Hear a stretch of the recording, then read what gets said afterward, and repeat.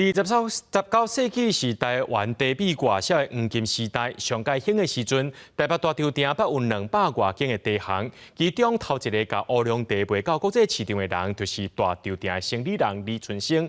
老百人拢叫伊是台湾乌龙茶之父。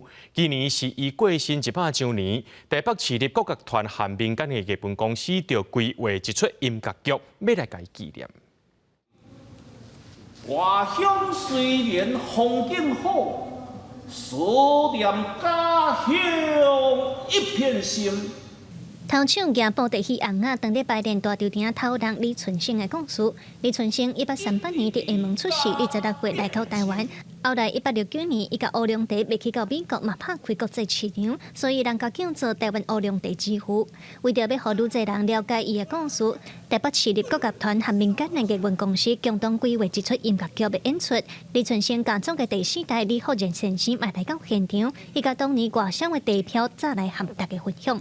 这个是茶标变李春生，跟杜特一起命名佛茶乌龙。台湾第一次一个这个茶标销到欧美的。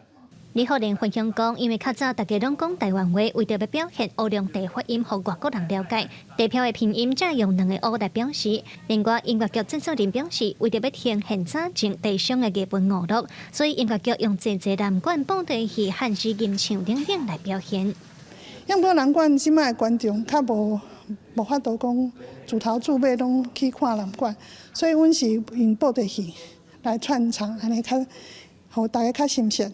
咧听的过程当中吼，嘛会使听好听的音乐，来去了解李春生的故事。李春生会使讲是大稻埕真重要的生理头人，今年算起来是伊过身100周年。为着要纪念伊，互大家知影伊的故事，台湾第一之父李春生这出音乐剧4月28日伫台北中山堂演出，团队嘛帮大家做伙来看演出，了解台湾的历史。记者卢尚如、郑俊尧台北报道。